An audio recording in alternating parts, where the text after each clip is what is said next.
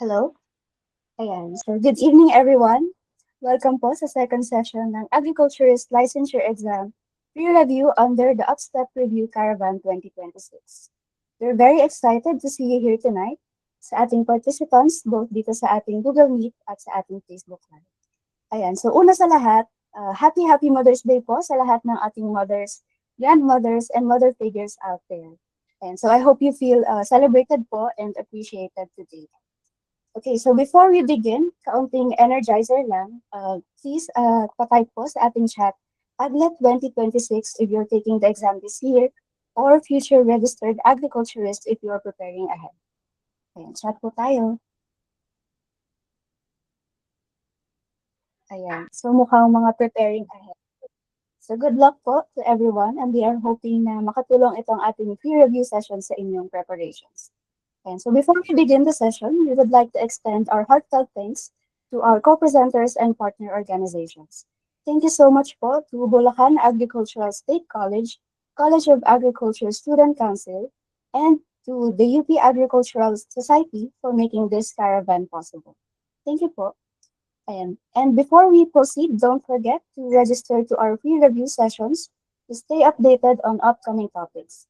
You may also enroll in our review programs for more comprehensive and guided preparation. So whether face-to-face learning or online or self-paced ang inyong learning style, meron po kaming different programs po as you can see flashed on the screen. Okay, flash na lang po.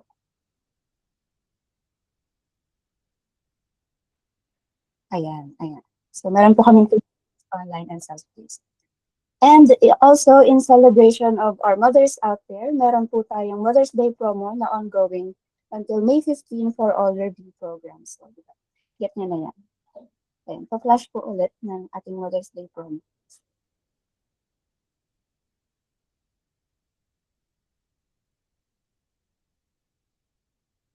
Yeah. Okay, so for today's session, we will be learning about crop protection. And kung kahapon ay nag-focus tayo sa plant pathology portion with Mr. Marjon Beltran, today we will be focusing on the entomology portion. Exciting. So now it is my pleasure to introduce our lecturer for tonight. She graduated Bachelor of Science in Agriculture from UPLB and is now working as a project technical assistant for Taxon Oceanorynca at the Institute of Feed Science, Entomology and Plant Pathology, UPLB. She is also now an MS candidate in entomology for insect taxonomy and systematics, minor in botany at UPLB.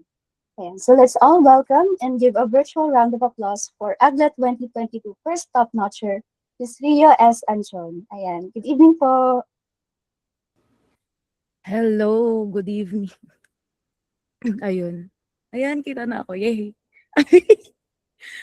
Last minute na ayos yung camera. Ayun. So, good evening guys. And sabi nga ng aking ka-major na si Ivy, ayan, mga ento. Happy Mother's Day po, no, sa lahat ng ating mother, sa lahat ng mga ina, ayan, mga mother natin, mga mother, and mga mother sa Chinese garter, ganon. Wow. Ayun. Anyway. So, ano muna, ayusin yung share screen for tonight. Okay. So, wait lang po. Ayan, kita po ba? Okay. Sige, wait lang po. Check ko din yung nasa live. Ayan, good evening sa mga kakapasok pa lang. Magandang umaga po sa ating lahat. Sing ganda niyo. Ay, magandang umaga. Magandang gabi. Sabog pa siya. Sing ganda niyo ang gabi. Wow. Anyway. Ayun. Parang ako yung magte-take ng boards. Just, ayun. So, sabi nga nila, so, since yesterday, nag-start ng URC sa plant pathology. So, next naman ng crop rot is, and yes, ayan. Tapos, since nanonood ako nung first part ni Boss Marjon, no, ni Sir Marjon, na-introhan na niya yung sa TOS. So, i-skip ko na yun.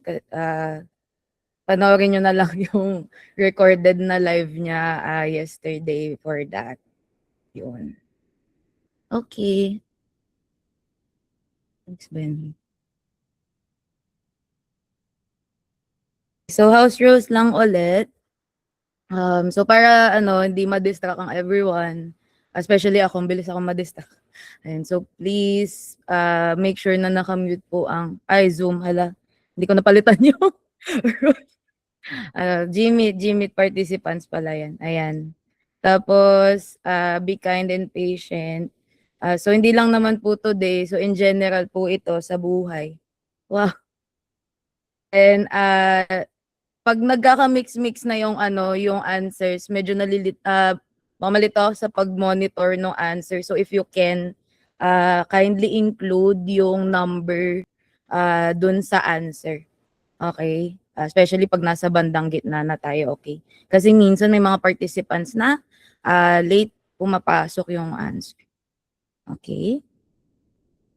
Ayun. So, eto, for your information, so I prepared 10 questions for tonight.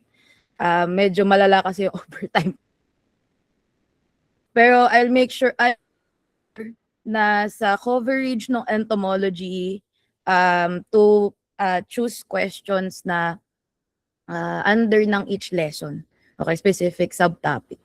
Ganon. And then, nag-include na rin ako ng mga tip dyan throughout the presentation na hopefully maka-help sa inyo since yun nga ilang buwan pa before yung board exam. So, I hope kung ano man yung isi-share ko right now, maka-help sa preparation nyo. Kasi yung mga feeling ko naka-help din sa akin months before the exam. Okay, so stay tuned kayo doon, okay? Ayun.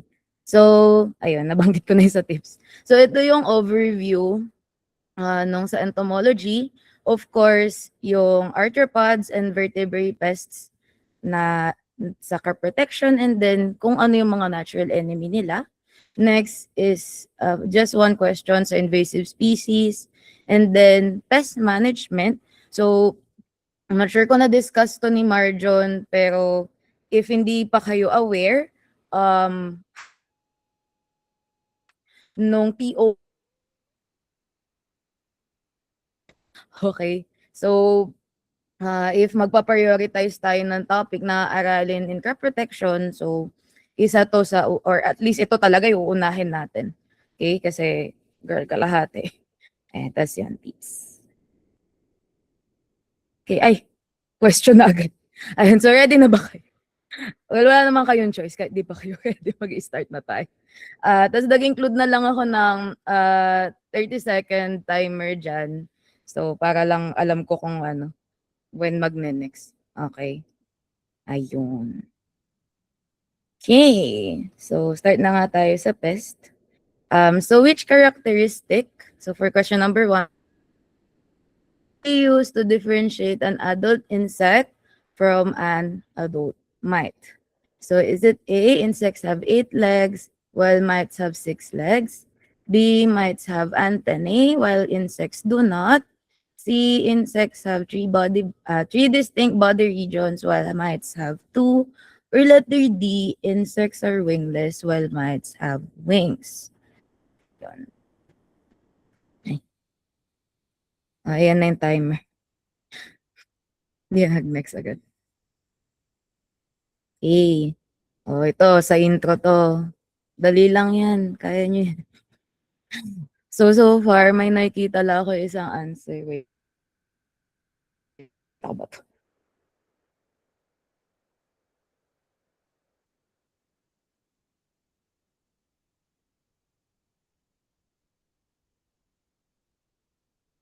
Ayan. Tapos na po ang timer. Alam ba't may V? Charot. Hindi, okay lang. Anyway. Ay, alam, may mga past, may mga past review sa live. Hello, guys. Anyway. So, one. Ay, hindi ko pala muna in-include. Ayan, so in-include ko pala here kung ano yung specific portion ng TOS, kung saan under yung question, no? Okay, so for this one, it is to identify the distinguishing characteristics of insect versus mites. Okay? So, ayan, naglagay tayo ng ng representative for each group. So, insects nga is under the group Insecta, specifically class Insecta. And then mites naman ay kamag-anak ng spiders. So, under sila ng Arachnida. Okay? So, first of all, differentiate natin sila with the legs. So, since insects are under the group or subphylum, specifically Hexapoda, all insects have 6 legs, whereas the mites, along with other arachnids o other arachnida, ay merong 8 legs. Okay? Next. So sa antennae, present sa insects. Okay? So merong 2. While mites, wala silang antennae. Okay? So mukha lang antennae, that is actually then next, so ang nilagay ko lang here na example is ants, to let you know na most have wings sa insects pero not everyone. Okay, everyone. O lahat. Okay, hindi applicable sa lahat. So specifically with ants, so sila kasi ay polymorphic. Okay? So merong certain forms. For example, hindi for example. Specifically, yung may wings lang sa ants, also with termites. Tas yung the rest, yung workers, yung soldiers, wala na silang wings. Okay? So, on the other hand, arachnids, lahat ay wingless. Okay? So, wala silang pakpak. Though hindi ko ma-imagine pag nalipad yung gagamba. Matatakot ako. Anyway. Tapos lastly, so ayun nga, yung related dun sa choices or dun sa tamang answer, sa body regions, 3 nga, sa the head, the thorax, and the abdomen, and then dun sa mites and arachnids, so natosoma and then idiosoma, dadalawa lang. Okay? So, yun. So, yun yung tamang answer. Okay?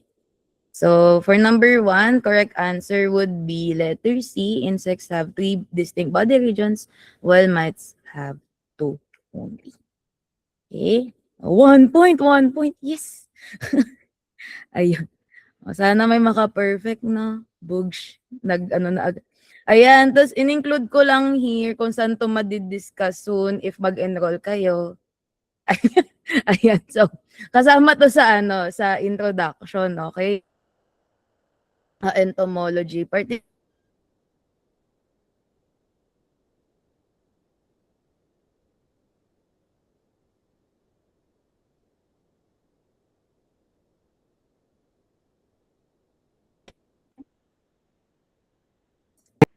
The importance of aphids is not just for their direct feeding damage, but more importantly because they are what? Is it A, important pollinators of crops, B, vectors of devastating plant viruses, C, sources of protein for human consumption, or letter D, natural enemies of other more serious pests? Okay, boobs. Ay. Ayan. Okay. So far.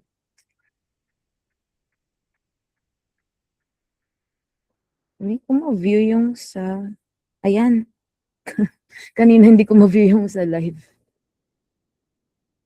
May nagko-comment sa sa Facebook. May mga naka-enroll na. See you guys soon. Okay. Ayan, tapos na pala yung time. Okay, so medyo may mixed answers pero most nung nakita kong answer ay letter B. So, ayun, tama naman kayo guys. Letter B yung answer for number 2. Okay?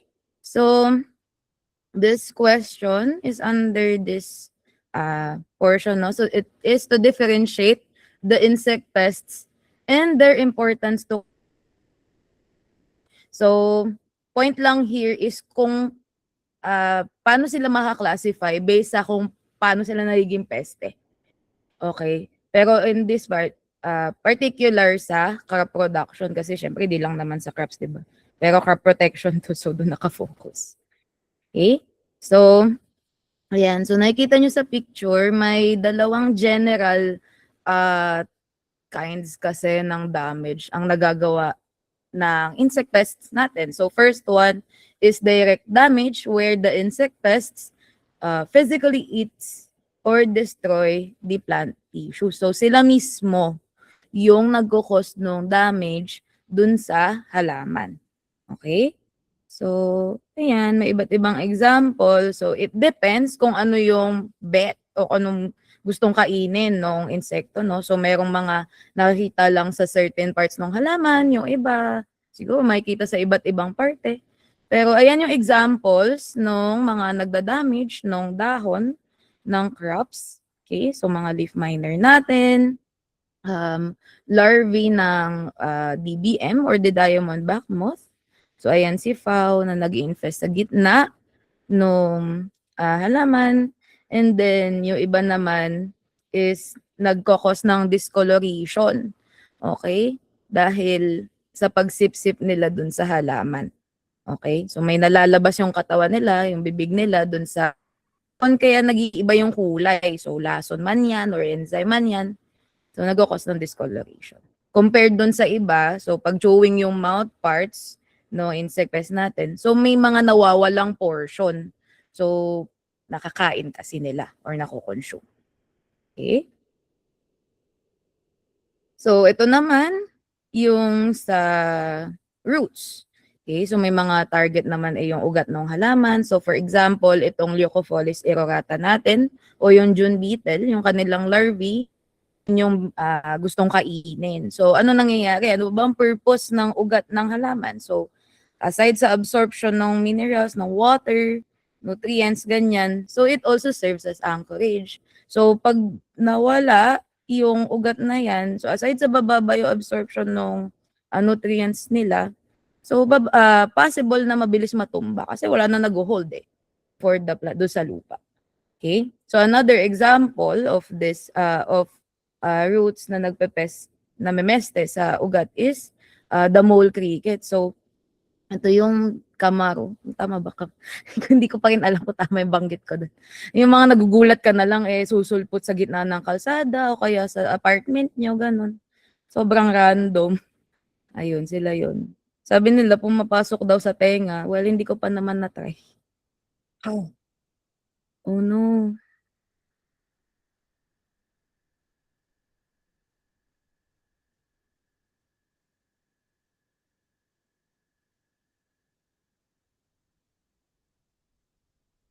Wait lang. Nawala ba ako?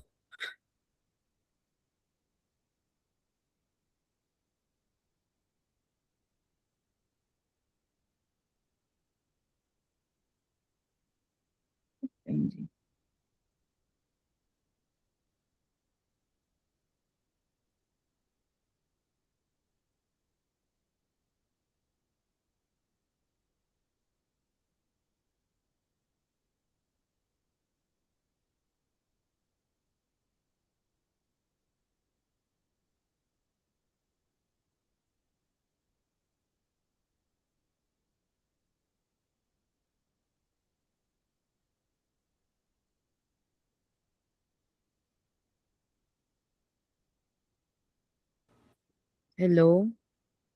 Nag-notif kasing nawala ako. So, tino-troubleshoot ko saglit.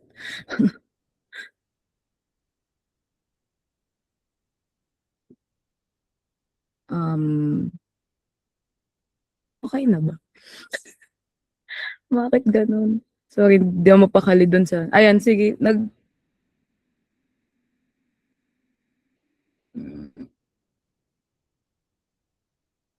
ay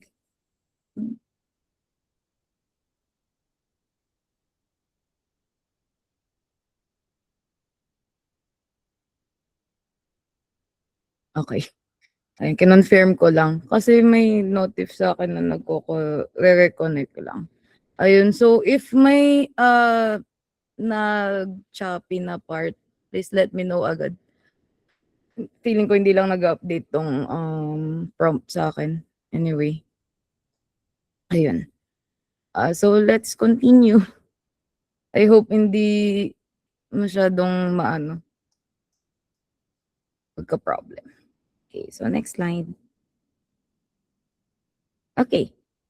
So, syempre, so leaves, roots. So, meron din nag-i-infest sa stem. So, ayan, nandyan si ACB or the Asian corn borer. Also, si banana weevil. Ayan, nandyan din. So, yung katawan ng banana yung ini-infest ng larva nila. And then, the Asiatic palm weevil. Okay, so doon naman sa coconuts, which is uh, recently lang ulit ay inaaral to ngayon dahil I'm not sure kung saan specifically, pero lumalala ulit ang infestation ng Asiatic palm weevil here sa Philippines. Okay?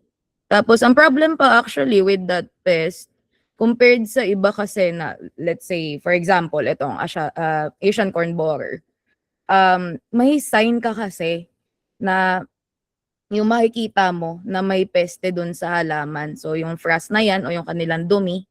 So, yun. Okay, may ACB tong halaman, ganun.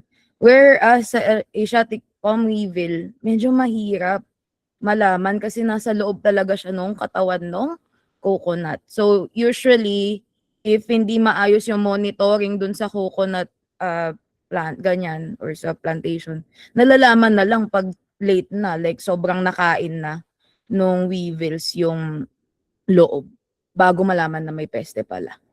Okay? So, yun.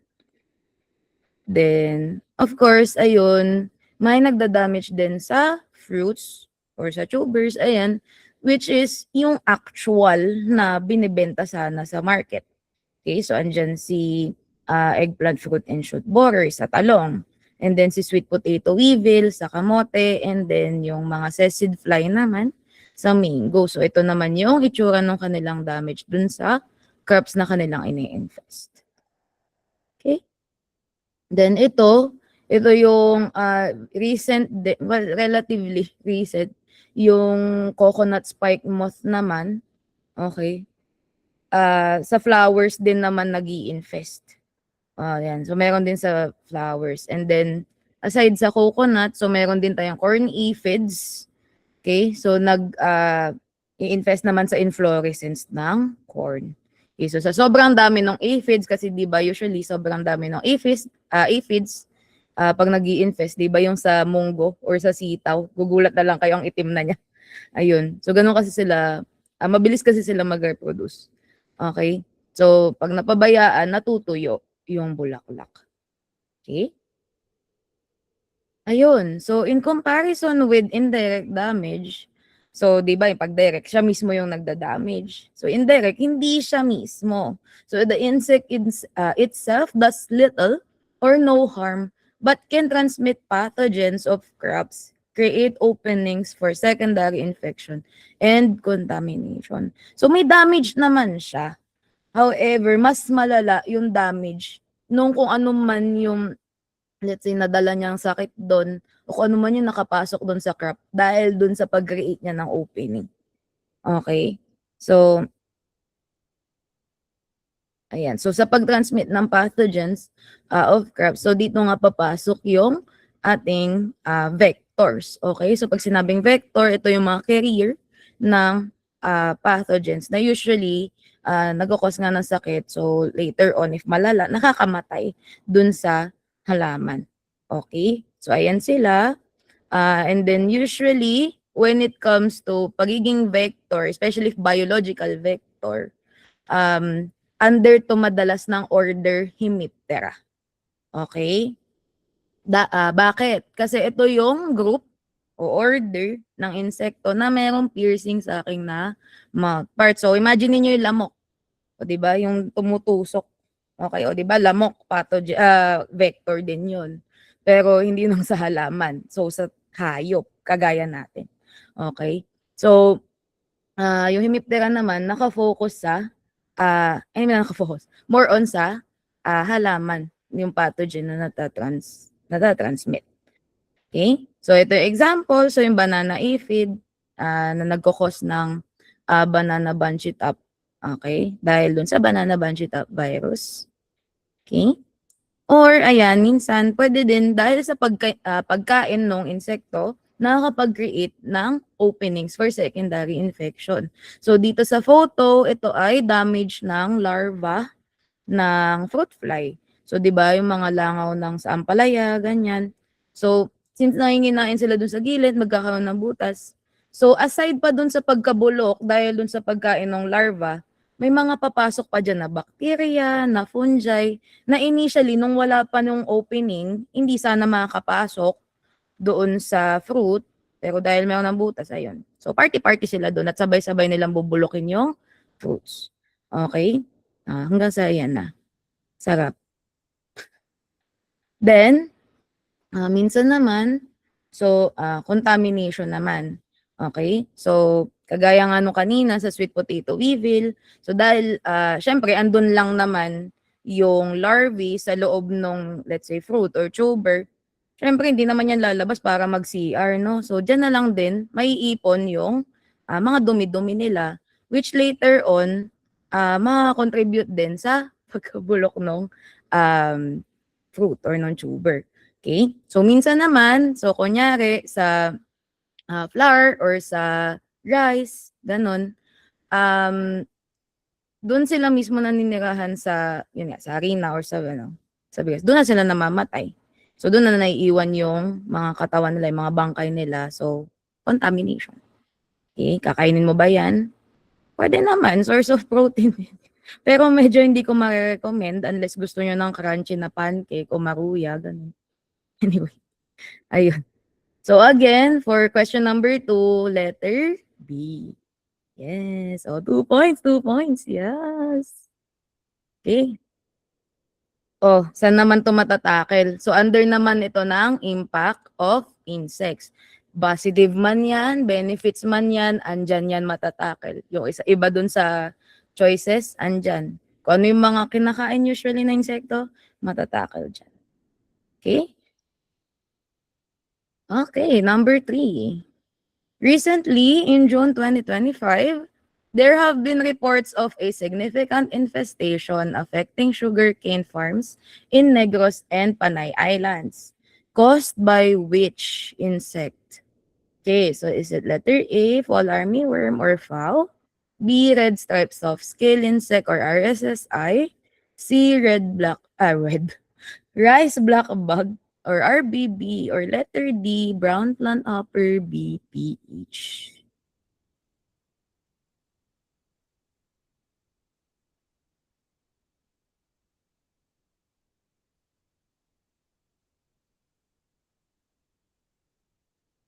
Oh, hindi ko na naman nakikita yung saan.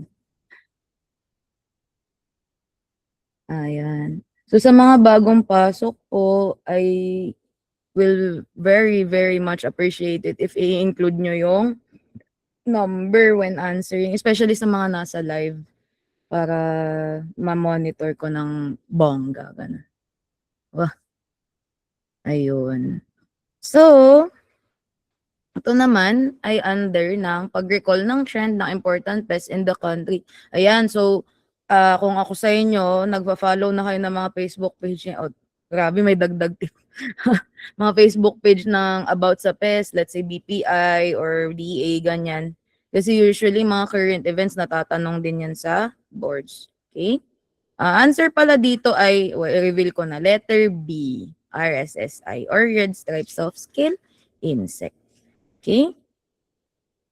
Ayan. Tapos, feeling ko, under na rin ito nun. So, be familiar with the scientific names and common names of plant pests and diseases. So, aside sa mga scientific name, natatandaan nyo sa halaman o sa crop sci, eh, dadagdag pa to sa gagawin nyo. Ayun. Pero, kung hindi na talaga kaya, at least common names man lang, ma-familiarize nyo. Okay? So, yun. Ayan siya. So si Pulvinaria tenuivalvata or the red stripes of scale insect. So sobrang dami kasi nito mag-infest no sa sugarcane. Tapos ayan, halata naman yung red stripe niya dun sa body. Ayan siya up close. And ito yung damage na nako-cause niya dun sa plant. So magi-start siya edi pag medyo ano pa lang yung infestation, so konti pa lang. Then later on since ito ay hemipteran na kagaya ng aphids, ganyan, nut-hoppers. So aside sa direct damage na nako-cause nila, so nagre-release din sila ng honeydew which will later on cause yung sooty molds. Okay? So yan yung nakikita nyo sa number 3 na mga parang alikabok, mga gabok-gabok. Ayan, so sooty molds talaga yan. So bakit nagkakaroon ng ganyan? So yung honeydew kasi na nilalabas nitong ang scale o ng aphids, 'di ba? Tuloy-tuloy kasi silang nagko-consume ng plant sap ng halaman. Eh syempre, para di sila sumabog, so ilalabas nila 'yun from time to time yung sobra. O parang iihi nila ganun or dumi. Eh kaso yun nga paglabas nun, meron pa rin kasi siyang nutrients, especially sugar, which is a source of nutrients para dito sa mga sooty molds. So ba't siya nagiging problem? Hindi naman niya hindi siya pumapasok or hindi niya pinaparasitize yung halaman. However, hindi niya ini-infect yung halaman. However, since nakapatong siya dun sa dahon, so natatabunan yung dahon. Okay, ano mangyayari? Bababa yung kanyang photosynthetic activity. So, medyo bababa yung productivity ng halaman. Okay? Or worse, medyo magkakasakit. Ganun. Okay? Ay, sorry. Ayan, so minsan nagko-cause din siya ng yellowing or if severe yung infestation, sobrang dami talaga nung scale, natutuyo na talaga. Okay? Yung halaman. Okay? So discuss na rin natin yung nasa ibang choices. So nabanggit ko na to kanina, pero ito ay ayan, very matunog pa rin kahit na 2019 pa to dito. Well, relatively recent din siyang pest. Ayan, pero 2019 matagal na yun. Ang bilis ng oras. Anyway, ayan. So, Spodoptera frugifer daw, ito yung fowl natin or fall armyworm. So, paano malalaman pag fowl? So, meron yung 4 spots dun sa second to the last, o basta sa bandang puwetan nung larva. Okay, so para siyang square dyan. Ay, doon malalaman na foul. Okay? So, minsan, nagiging parang distinguishing character din yung puti dito sa muka. Pero hindi kasi siya ganun ka-reliable kasi may iba ding larva na may ganung character o ganun yung itsura. So, mas reliable yung spots. Mabilis lang naman makita yan siya. Okay? So, ito naman yung damage no fall armyworm. Okay? So, usually nga mas maaga itong pumapasok, ay di pumapasok, dumadating sa corn plant. So compared sa ibang peste before like Asian corn borer na around 20 days, 15 days, ganyan. Before maglay ng egg sa corn, ito as early as like less than 10 days, pwede na siyang maglay ng eggs sa corn plants. Okay? So, ayan, na-witness ko talaga yan personally kasi nag-work on ako ng fall armyworm na project before. Ayan. So, problem siya kasi bata pa lang yung corn plant, kinakain na siya ng fowl. Okay. So, yun kasi yung kaya niya i-consume na plant tissue. So, yung mga softer tissue. So, younger na shoots. Kung pansin nyo sa picture, mas yellow-green pa. So, bata pa yung tissue. So, developing tassels pa lang. And then, mga young ear. So, generally, young tissues. Okay? So, ayun. Pag nadali, edi patay yung corn. Pero usually, if makarecover naman si corn plant, carry naman. Kaso, syempre, may mga susunod pang peste. Ayun. Grabe ang dagok sa buhay ng mga mais natin. Ayun. So, yung other choices, other pests dun sa choices are rice black bug and then si brown plant hopper or BPH. Ayan yung sign names nila. Scotinophala coarctata and then si Nila parvata lugens. So, ano naman yung damage nila sa crop? So, sila ay both pest ng rice. And ayan, so si RPB nagko-cause siya ng bug burn.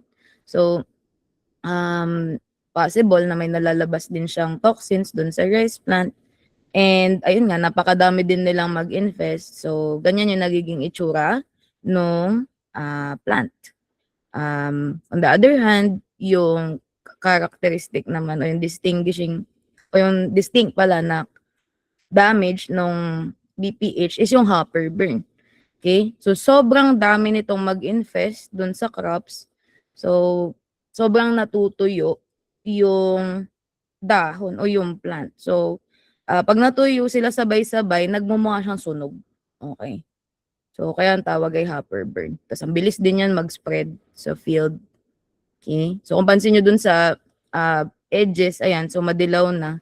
So, ibig sabihin, yan yung actively nang ini-infest ng BPH. Okay? Ayun. So, again, for this number, ang answer is letter B. Okay. So, I hope okay pa kayo, guys. Ayun. Tapos, ayan, matatakal to mostly sa insect pest, of course. Okay? So, kung ano-ano tong mga to, ano yung mga damage nila, and some principles na din and classification ng pests. Okay? Yon. So, for the next question, plant hoppers, grasshoppers, and true bugs undergo a gradual metamorphosis. This means their life cycle includes which distinct stages? So, is it A, egg, nymph, adult, B, egg, larva, adult, C, egg, naiad, adult, or letter D, egg, larva, pupa, and adult? So, dun lang naman sa immature nagkakaiba, no? So, yun yung i-familiarize. Okay, nakakalimutan ko. I-next sa timer. Okay. So, ayan. So far, ang answer ng people.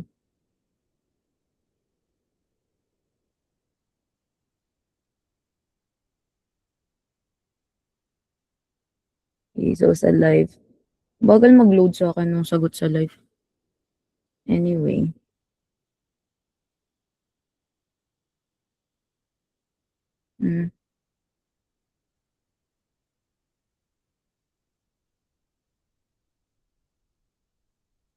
Ay, tapos na pala. Sorry. Titingnan ko kasi nasa live. Ayan, nag-load na. Okay. Medyo mixed. Pero, so far sa GMIT parang medyo uniform. Okay? So for question number 4, answer for this is letter A, egg, nymph, and adult. Okay, so discuss muna natin yung types ng metamorphosis. Okay, so ayun kasi, ayan, describe the insect metamorphosis or life cycle. So before tayo pumunta sa metamorphosis, define lang natin saglit yung metamorphosis. Ano ba yan siya? Okay, so it is a biological process involving changes in the body size, shape, and form of an animal through cell growth and differentiation. So, pagbabago. So, bawat major life stage ng species or ng isang group of animal, nag-iiba yung ayun, size niya, shape. Pero kahit yung tandaan nyo na lang is yung form. Like, kunyari, hindi ka familiar sa paro-paro. Iisipin mo ba na yung caterpillar na yan, yung higad na yan, same species dun sa paro-paro? Kasi sobrang iba yung itsura nila yung caterpillar, ganyan, walang pakpak. Tapos iba yung mouth part compared sa adult nila na bugs, slay, ganda ng pakpak, ganun. So, tapos iba na rin nga yung mouth part. So, yun. Ganun siya. Nag-iiba yung itsura per life stage. Okay? So, yan yung iba't ibang insect metamorphosis. So, Ametabolus, Hemi, Pauro, and Holometabolus. So, sa Ametabolus, madali lang naman. So, pag may prefix o syllable na sa umpisa, ibig sabihin wala. So, hindi siya nagme-metamorphosize. Meaning, per life stage niya, walang nababago dun sa form. Lumalaki lang siya kada molt. Okay? So, example nito ay yung silverfish. So, kung pansin nyo sa mga pag may mga nakaimbak na gamit sa damit, ganyan, o sa CR, yung makinang na ano, na insekto nagagapang bigla. Yung shiny siya, ayun, silverfish yun. So, sana na-imagine niyo siya, sabi ko, or nakita na kayo, ganun. The next is yung hemimetabolous. So, egg, naiad, and adult. So, ito naman yung metamorphosis na involved sa or in-exhibit ng mga tutubi. So, tutubing karayom, kalabaw, ganyan, dragonflies, damselflies, and then ng ating mayflies. So, anong character nito? Yung, wait, mamaya na yan. Ayan, so yung immature, iba yung habitat and then yung food compared dun sa kanilang adults. Okay? So, ayan nga, usually yung immature ay sila yung aquatic o nasa tubig, whereas yung adults, sila yung terrestrial or aerial. Ganon. Okay? So, well, same naman silang carnivorous or predator. However, syempre, yung kakainin ni baby, tutubi, is yung mga nasa tubig. Whereas sila, tutubi na adult, so sila naman yung mga lamok, ganyan, or mga springtail na natalon, ganon. Tapos ayan, ganyan kasi, so ano nangyayari? So galing dun sa tubig, after many years, it depends kasi kung anong group. After many years na nakatira sila sa tubig, lalabas sila sa water para mag-emerge into into a winged adult. Ayan, so bugs. Sana nagpe-play sa end nyo. Ayan. Tapos, ayan, medyo mag-exercise siya doon. Tapos, magpa-pump ng hemolymph o nung dugo dun sa wings para mag-spread. And then maging stiff yung wings. Okay? So, ayan, ilang minutes or hours silang ganyan before tumigas yung kanilang body and then yung wings before sila makalipad from there. Ayan. Wala lang, cool. Ayun. On the other hand, pag Paurometabolous, egg, nymph, adult yung stages. So yung nymph, compared dun sa hemi, same o parehas yung habitat and then yung food nila sa kanilang adults. Okay? So, bakit gradual? So, kada molt kasi nila o kada paghubad nila ng exoskeleton nila, sa ibang groups kasi, parang the more na lumalaki yung wing pads. Okay? So, kaya gradual o dahan-dahan yung metamorphosis. Okay? So, ang difference ng adult sa sa nymph, compared kasi sa kanina, ibang-iba yung itsura, ganun. Usually, maliit lang yung pakpak ng nymph, tapos syempre, underdeveloped yung genitalia, whereas sa adults, fully formed na yung wings and then genitalia. Pero syempre, may mga exemptions pa rin, dahil may mga groups ng insects na wingless. Ayan, so, ibang case naman na yun. Okay, pero usually ganun yung case. Ayan. So, it depends. So, kung terrestrial, yung immature, so terrestrial din yung adult. Tapos, pag aquatic, so kagaya nito mga water strider, yung mga gumaganon sa ibabaw ng tubig, aquatic din yung adult nila. Ayun.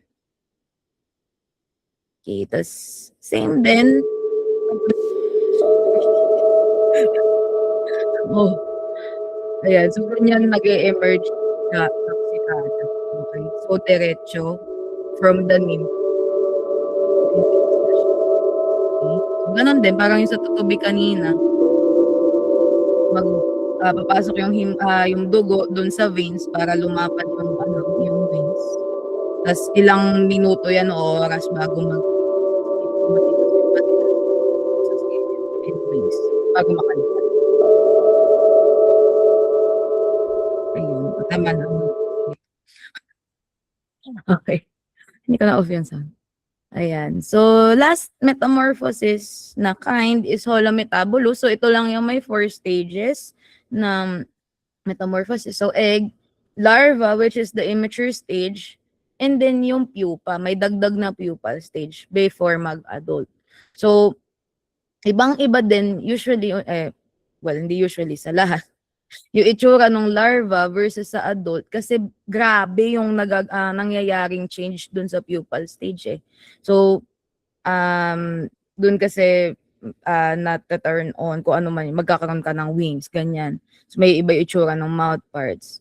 So, compared dun sa Paurometabolous nga naman na, let's say, same ng food and habitat dun sa adult nila na medyo may tendency mag-agawan ng pagkain.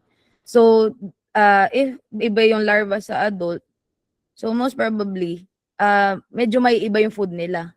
Okay? So, especially sa mga moths and butterflies natin. So, iba yung kinakain nila as larva. Tapos, iba yung pag-adult. So, usually, since siphoning o yung parang straw, so nectar or liquids lang na consume nila versus sa caterpillars na dahon yung kino-consume nila or kung ano mang part ng halaman. Okay? So, hindi sila mag-aagawan ng food. Ayun, well, ayan, buti na. So, ito yung egg, ito yung salamok. So, ito yung larva nila, yung mga kitikiti. Then, yung mga pupa, yung parang bilog. Ayan, oh. Tapos, ganyan sila mag-e-emerge sa water. Bugs. Ayan na siya. Okay. Wow. Ay, ang tagal.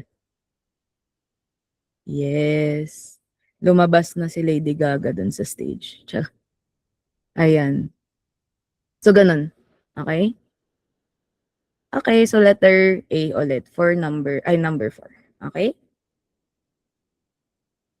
Ayan. So, i-discuss naman to. Well, medyo na-discuss ko na actually most of the portion na insect development. Pero may mga types pa kasi ng reproduction.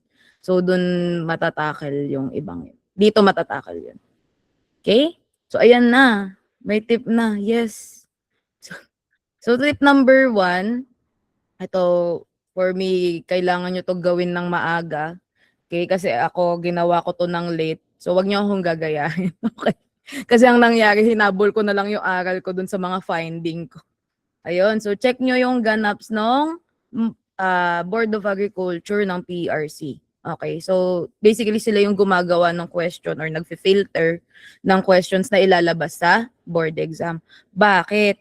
Kasi minsan, kunyari, may specific na group o crop na inaaral itong si board member. Minsan, sinasama nila yung specific na yun dun sa question. Okay? So, ayan sila. So, not sure kailan napalitan yung tatlo last time. Pero, ayan, so si Dr. Emma Sales, Dr. Lilia Portales sa Craprot. Crapsay si Doc Emma. Then si Doc Anastasia Notarte sa Craprot. I think siya yung sa entom na part ng Craprot. Then si Ma'am Lilia sa plant path. Then si Dr. Eric, Dr. Annabel Sarabia, and then si Dr. Piadoso. Ayan. So, hindi ko na kayo iso-spoil sa kung ano yung ganap nila. Kayo yung I'll let you do the research. Okay, kung ano yung mga ganap nila in life. Pero siguro yung maano ko na lang dahil Craprot naman ito. So, sa crop protection, I'm not sure kung ano specific na division. Sa BPI, si Ma'am Lilia, until now siguro, hindi ko na double check. Hala. Ayan. Tapos si Ma'am Notarte ata ay nagwo-work on din sa mga foliar na fertilizer, I believe. Tapos sa banana, ganun. Hindi ko alam kung tama yung tanda ko. Basta yun, check nyo na lang. May mga nagpo-post naman about this. Like for example, kinuha ko to sa FB page ni The Breeder's Eye. Ayan. So, check nyo yun. Okay? Then, kahit konting scan lang ng kung ano yung mga inaaral nila. Ayan. Anyway, yun lang for that. So, ayun, sana okay pang everyone. So, for question number 5, so ayan, biocon naman tayo, yes. Okay. So, a lady beetle larva can feed on up to thousands of aphids throughout its lifetime. This natural enemy is best described as a what? So, is it A, predator, B, parasitoid, C, pathogen, or letter D, parasites? Okay? So, yan yung trigger So, yan yung 4 P's ng ng biocon, okay? Biocon types. Okay? So, so far, ang sagot ng people, hindi ulit naglo-load. Ayan, okay. Ayan, so time's up, guys. Paper's up. Well, ayun. So, answer for this is, ayan, most of you naman ay sirit. Ayan, so letter A, predator. Okay?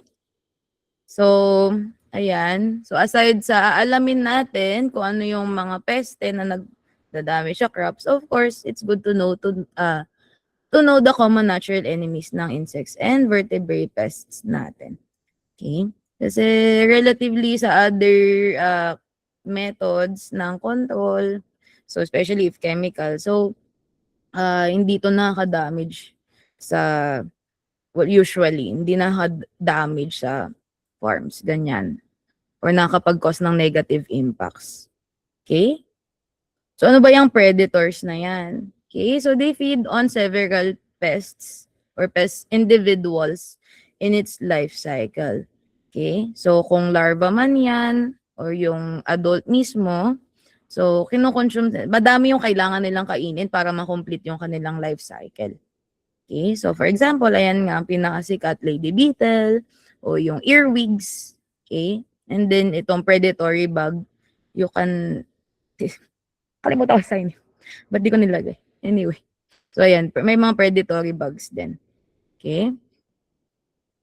So, ito yung isang study. So, by Somnat et al. Which shows kung gaano kadami yung kayang kainin ng individual per life stage. So, ayan, hiwa-hiwalay siya per instar nung larva. Ayan.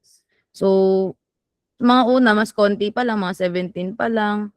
Pero ayan, nakikita nyo, pwedeng umabot ng libo yung kaya nilang i-consume. So very okay sila na nasa field kasi madami makakain na aphids. Okay? So yun. On the other hand, yung parasitoids naman, so yung adult, hindi sila yung mismong nagko-consume dun sa pest. So, ang ginagawa nila, nagle-lay sila ng eggs, as you can see sa video, ini-inject nila yung itlog dun sa body ng pest. And then, pag emerged, ayan. So, nag-emerge yung immature dun sa body or sa kung sa egg man yan or sa larva, kakainin niya o i-consume niya yung peste, which will later on, syempre, mamamatay yung pest na parasitize. Okay, so yung nagda-damage mismo is yung larva o yung babies nila. Okay? Yan. So, yung common na parasitoids ay mga wasp. Okay, so yan yung mga sobrang liliit na wasp. Ayan. And may ilan ding fly. Specific, tachinid fly na parasitoid. So, paano malalaman pag ano yung sign na may parasitoid o na-infect na parasitize ng parasitoid yung pest? So, usually may ganyan. So, yung iba, akala ay ito yung itlog ng parasitoid. Ito actually ay yung pupa na.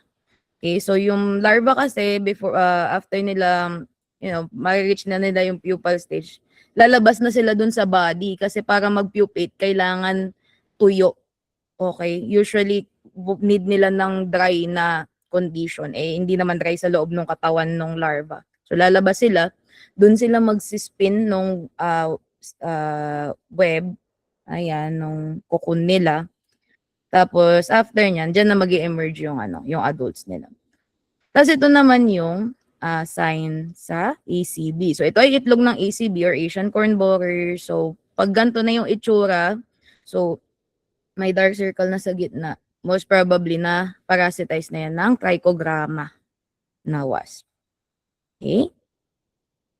So, another type are the pathogens. So, ito naman ay mga microbial species. So, hindi na ito mga insekto. So, microbial species, co-fungi man yan, bacteria, viruses that can attack insects. So, ayan yung example sa picture.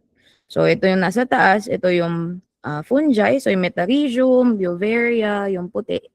Then, ito naman is yung BT or yung Bacillus thuringiensis natin. And then, this one, pag ganyan yung sign na parang nag-pop, pop, ganon. So, NPV naman to or nucleopolyhedrovirus. Okay? Then, lastly, ito medyo rare. Hindi man rare. Basta uncommon lang siya na type. Parasites. Okay? So, these are insects. So, sila mismo, yung nandun sa host. Okay? So, they live on insects or other animals for sustenance and all life stages are dependent on the host. Pero dito, ito ay Strepsipteran by the way or twisted wing parasite. Ayan. So, ito yung male. Actually, yung female lang yung parasitic. So, ganyan yung itsura nila. Sobrang ibang-iba. Okay? So, ito, kung nakikita nyo dun sa segments ng wasp, yan yung ulo nila. Okay? So, nandun sila nakapaloob. Okay, so kawawa tong mga hornet o wasp na kasi syempre mas konti yung or mas magiging maikli yung life cycle nila since parasitize sila. Ganun.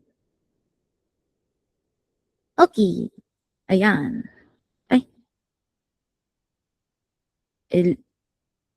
Pwede po ma-confirm if nawala po yung yung PPT. Baka po baka humina lang po yung o ako yung humina yung Ayan, okay. May nag-chat kasi na nawala. Okay, so pag ganun po, usually baka nawalan ng net. Ayun. Okay, thank you po sa mga nag-confirm. Okay.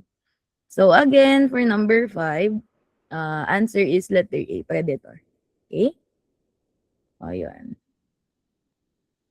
Okay, ayan. So done na tayo sa pests and natural enemies na portion ng entomology. So, ayan, quick lang sa invasive species. Ayan. Okay. So, for number 6, what is the primary reason? Ayan, ano ko na yun? Timer. What is the primary reason why invasive species populations can grow exponentially in a new environment? So, is it A, the new environment has better soil and climate? B, they are genetically superior to all native species? C, they are free from natural enemies in their native range? Or letter D, they intentionally avoid competing with native species. Yo. Ayaw ng kompetensya. Ganun. Ayan. So, most of you answered C. So, hindi na naman naglo-load yung sa live. Titingnan ko na lang after. Magbabackread na lang ako mamaya after matapos to. Okay. So, yun. Answer for this, based on the choices, yung pinaka-best answer would be letter C. Okay, so they are free from natural enemies in their native range. Okay, so before natin i-discuss yung part na yan, so describe na muna natin yung usual characteristics ng ating invasive species.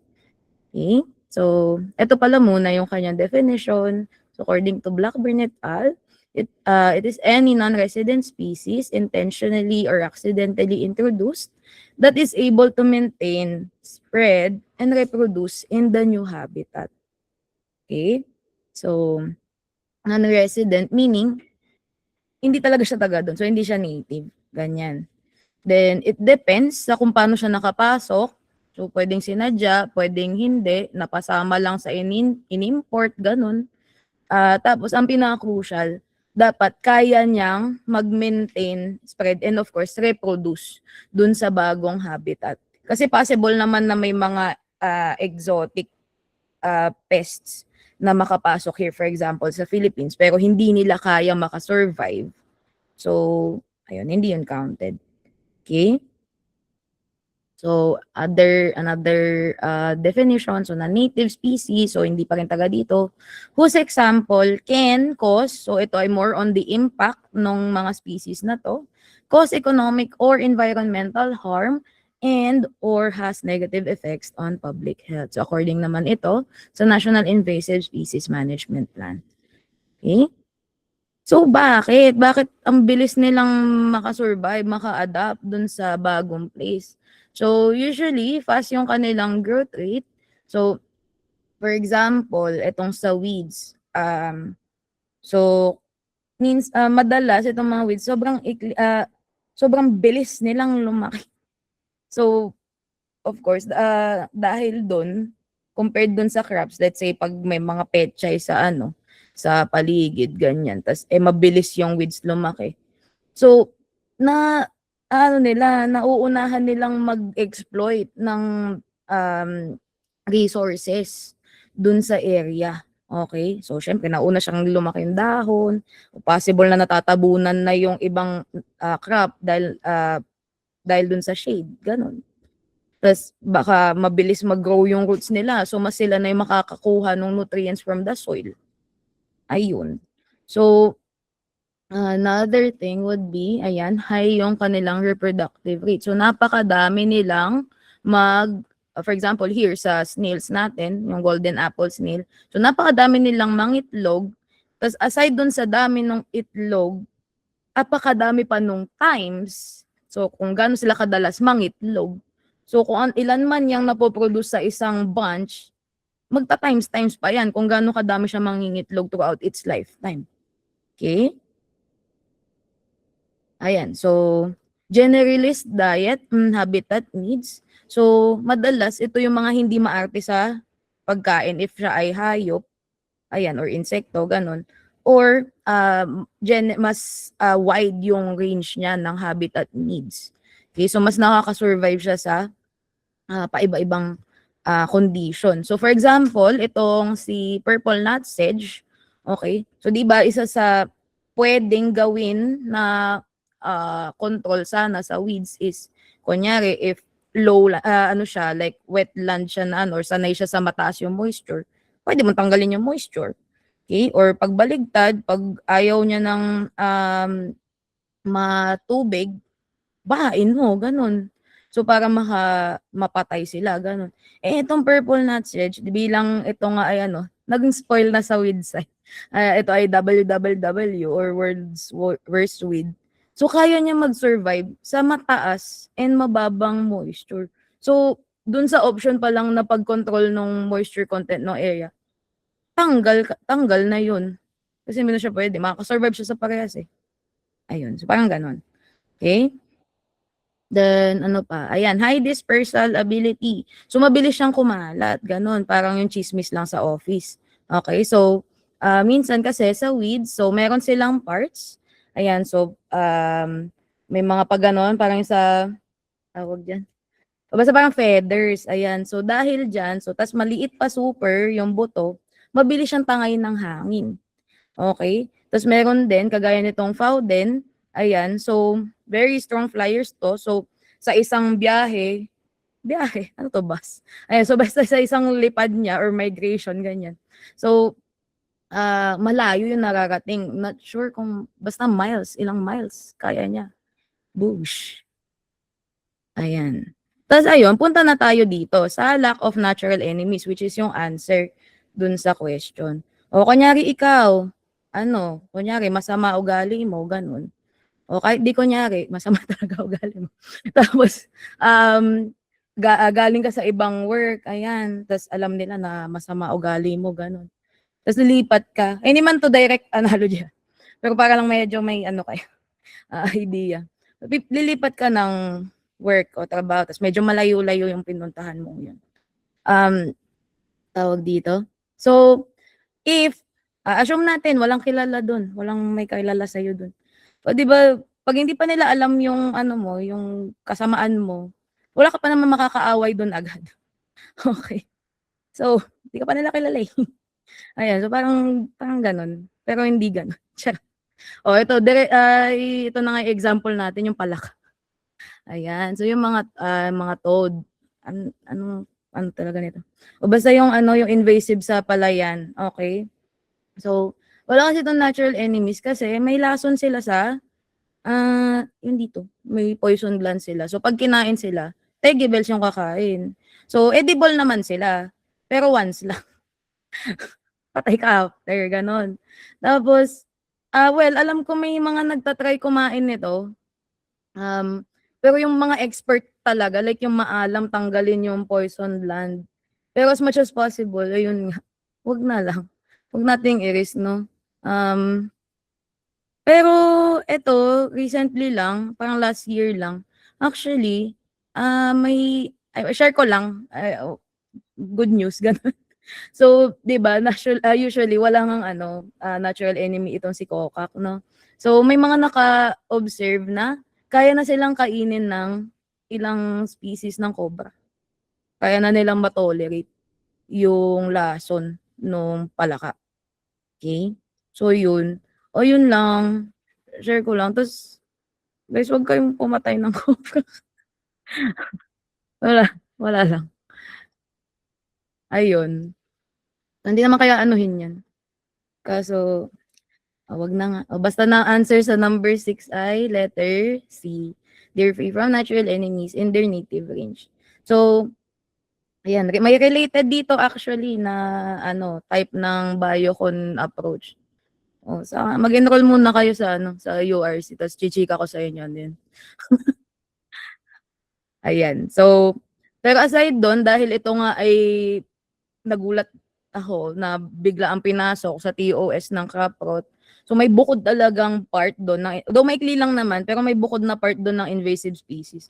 So, di-discuss natin yan ng bongga if ano, sa Entom. Okay. So, yun, before tayo mag-second tip, short break lang. Baka ano, CR break, water break, ganyan, break dance, gano'n. So, tsaka isa pang break, wag yun, maaga pa naman. Diyos. Ayun, so see you in 5 minutes. Overload. Tama, yan ang tamang break. Ayan, so kahit 5 minutes lang, balik ng 8:17, break your leg. Wag po gano'n. Okey, mahirap. Yung ano pala, break a leg, break time, puwede naman. Okey, ayan. So, see you ng 8:17. Ano na lang naman 'to, 4 na lang, ta's more on pest management na. Okey? Bye.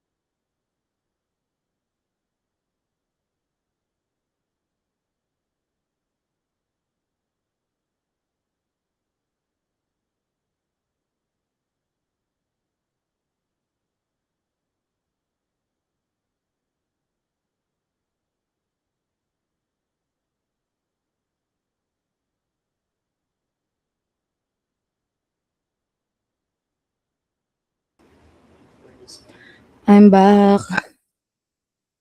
Ayun. Sana ka nakapagmuni-muni naman ng sa 5 minutes. Pagmuni-muni ang everyone.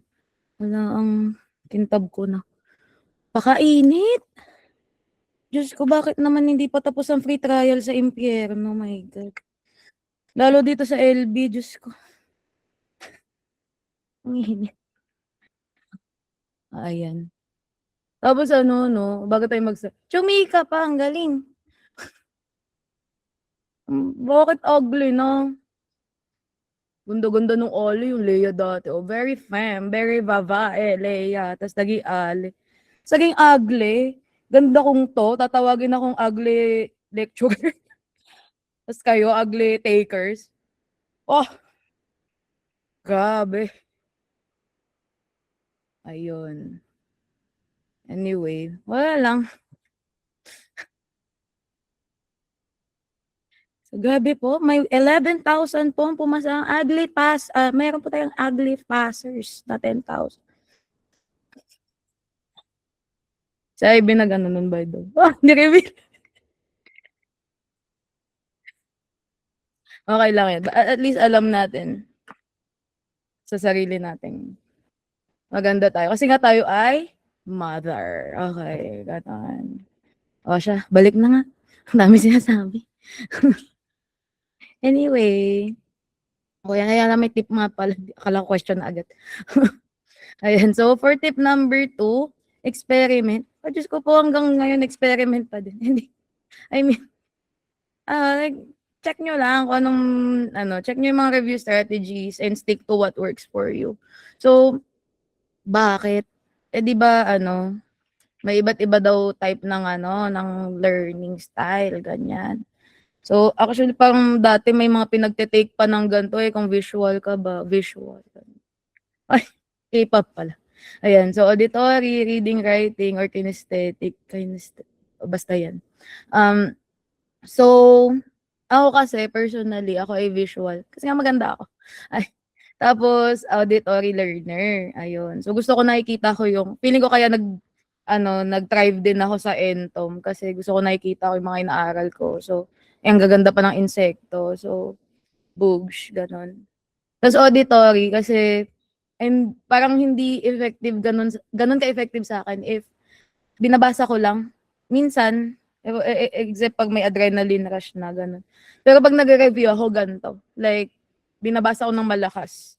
Mas natatandaan ko pag, yun, binabasa ko malakas. Or, kaya pag nagre-review ako, ayun, nung nag-review kami, group study kami nun. Kasi gusto ko naririnig from my friends, ganyan, yung mga kasabayan ko mag-review. Yung mga lesson, mas natatandaan ko, ganun. So, kung kayo, mas bet nyo nagno-notes, go. Okay? Kasi, eto, sinasabi ko lang to kasi minsan may mga di ba? Pag may mga tip na, dapat ito gawin mo, dapat magpa-skill ka, hindi ka papasa pag wala kang pa-skill, ganun. Or dapat, isa-summarize mo lagi yung nino-notes mo. Trinay ko yun kasi sabi nila eh. Sumunod lang. Ayun, so, hindi, like trinay ko. Hindi gumagana sa akin kasi feeling ko, yung time na pinang notes ko, pinangbasa ko na lang, ganun. So, sana binasa ko na lang to, imbis na magno-notes. Pero kasi minsan, yung gain mo dun is yung, kunyari pag nagsusulat ka, tas during nung nagsusulat ka, dun mo natatandaan. Like, ganun kasi sa akin minsan maggagawa summary. Hindi ko na siya titignan ulit kasi parang na-absorb ko na siya habang nino-notes ko, ganun. So, ayun. So, wag niyong pilitin kung ano yung parang sinasabing gawin. I-try nyo kung ano yung mga pwedeng gawin. Tas yung sa tingin yung gumagana, ganun. Yun yung i-retain nyo. Okay? So, for example, sa akin, hindi ako fan masyado ng note-taking. Pero, like, yung ina-imagine ko pa lang yung Manila paper sa pader, may stress na ako. Kasi feeling ko the more ko siya hindi titignan. Hindi effective, di ba? Ang galing. Ayun. So, ginagawa ko sa sticky notes lang. Ayan, may ako dito. Ay, mga ganito lang kaliliit. Tapos, for me, hindi siya nakaka-overwhelm. Kasi maliit nga lang. Tapos, ilalagay ko lang siya sa pader sa tapat ng table ko. Tapos kunyari nagre-review ako, nagsasagot ako, ganyan. Mabilis lang tingnan, hindi yung titingin ka sa napakalaking Manila paper, ganun. So, pero kung nagwo-work sa inyo Manila paper, go. Again, kung ano nagwo-work sa inyo, go. Tapos, hindi pa dapat ako magpapaskill kasi nga na-stress ako. Pero sabi nila, di daw nagtatap yung walang paskill. So, gumawa lang ako for the sake of fun. Tama ba yun? Ayun, tapos ginawa ko na lang maganda. O, di ba may orange pa nga, ang sakit sa mata. Eh, di ko na nabasa yung mga nasa orange. Tapos, ayun lang. Ayun, experiment lang kayo. Tapos, tingnan nyo din kung anong time of the day kayo mas, nakaka-absorb ng info. So, sa akin kasi, as a night owl, so, gabi ako nagre-review hanggang madaling araw. So, very call center yung peg ko nun. Gugulat na lang sila, nagbe-breakfast sila, ako patulog pa lang. Magkakasalubong kami dun sa may kusina. Hilamos lang, tulog. Sila, pakain na ng pandesal, ganun. Anyway. Pest management, number 7. Okay. So, which statement best describes the core philosophy of pest management dun sa 4 choices? So, is it letter A, the complete eradication of any organism that could potentially harm a crop? B, the exclusive use of chemical pesticides to control populations? C, a strategy to keep pest populations below the economic injury level? Or letter D, a focus on using only biological control agents to manage pests? O di ba, hindi ko na naman na ano yung time. Ay, yun. Okay, so far, letter C. Ito kasi ba yung sagot ko? Hindi ko na. Power of C, no? Pero tanda ko nung time namin, parang puro B yung yung sagot. Tapos actually, kinakabahan na ako kasi parang mga 7 na yung straight na B. Tapos parang mali. Tapos parang medyo nakaka-tempt. Parang may need ako palitan. Pero wag panindigan nyo lang yun. Ayun lang. Anyway. So, answer for number 7 is letter C. So, it is a strategy to keep pest populations below the economic injury level. So, ayan. So, describe daw ang concept ng pest management. So, yun. Parang short lang sa ganap before. So, paano nakaabot sa APM. So, noong 1930s kasi to 1960s. So, na-discover yung pesticidal property ni DDT or dichlorodiphenyl trichloroethane. Okay, so ayan siya. So, ginamit siya nung time nung war to eradicate flies. Kasi, yun nga, alam naman natin, yun, digmaan, tapos may mga nadededs. So, usually, yung mga body, nilalangaw. Possible kasi mag-spread yun ng disease. So, kaya nila kinokontrol. And very, very effective nga itong si DDT. So, may mga nagbenta na rin na companies for pests ng crops.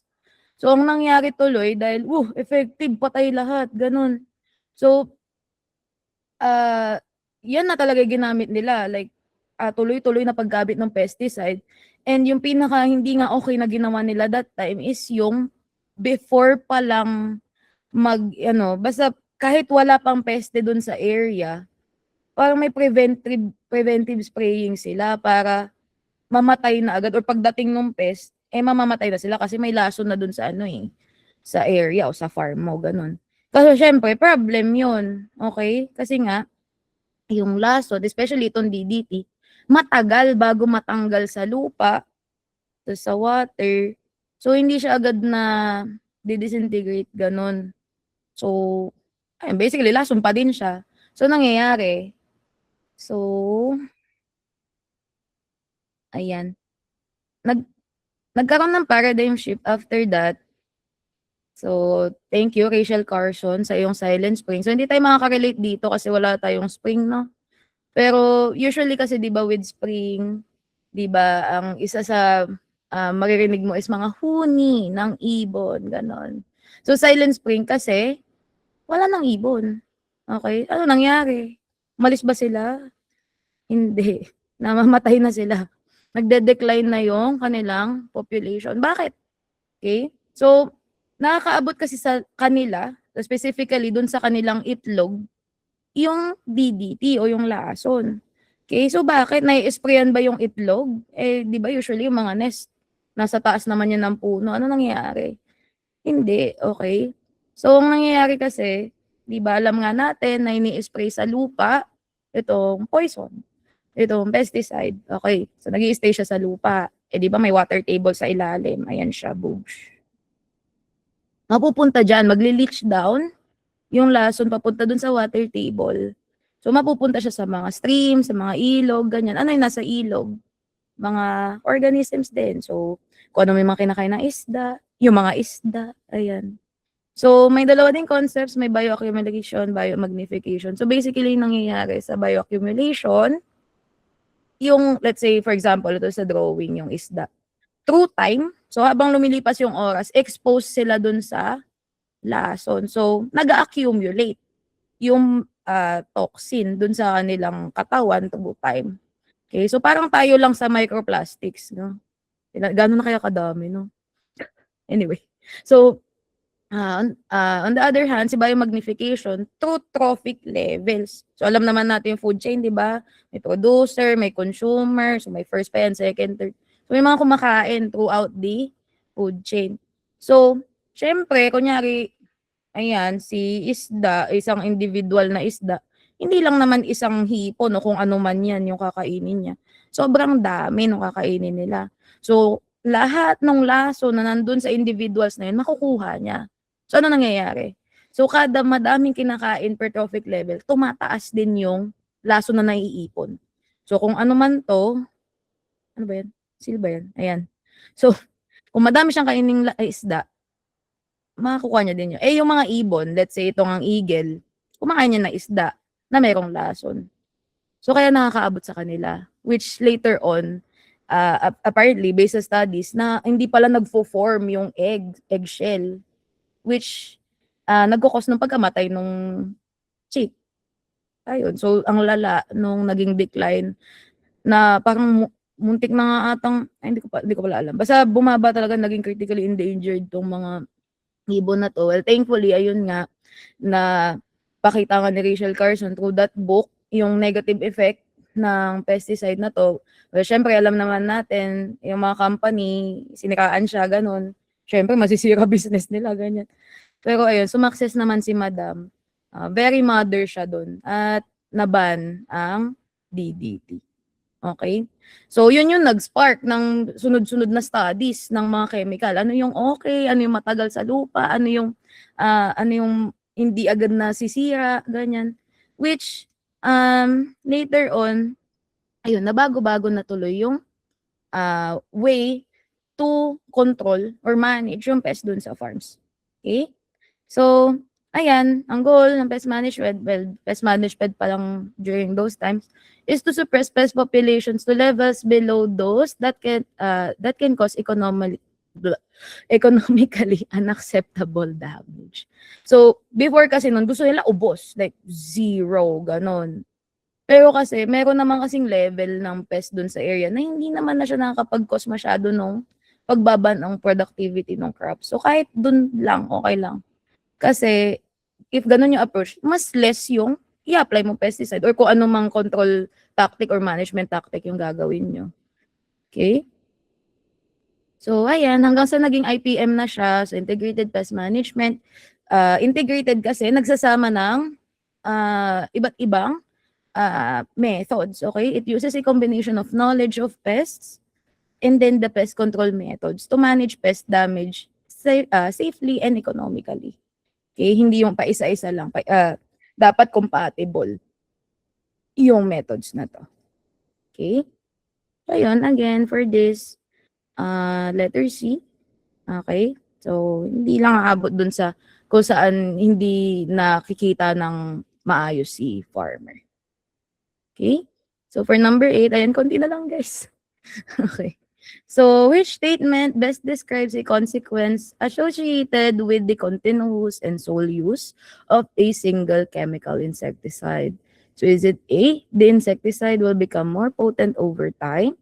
B, the cost of insecticide will naturally decrease? C. Pest populations may develop resistance to insecticide. Or letter D, it will selectively kill only the target pest species. Okay? So, yon.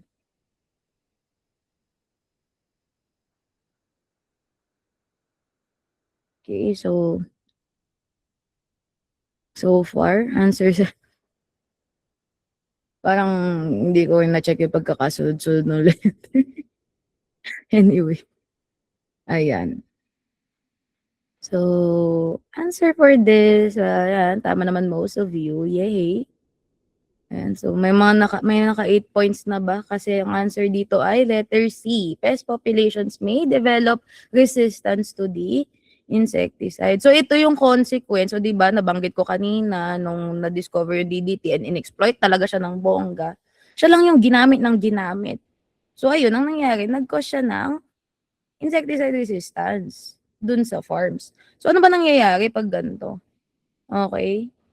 So, ayan. So, ito po muna ay under ng pag-assess ng specific application and consequences of the different strategies in the control of pests. So, effective ba siya? Beneficial ba siya? May maapektuhan ba siyang mga non-target organism or wala? Okay? So, ayan. Ito na lang yung highlight ko dahil ito ay negative effect ng paggamit ng pesticides. Okay? I mean, ayun, ng hindi okay na paggamit ng pesticide. Okay? So, paano ba nangyayari yung resistance? So, ayan, meron ka diyang mga individuals na susceptible, meron kang individuals na resistant, which is yung red. So, syempre, naturally, ayan, so pagka-spray mo, yung mga susceptible, mamamatay. Okay? So, yung mga red, since resistant na yan, nangyayari, hindi na siya mapapatay ng pesticide.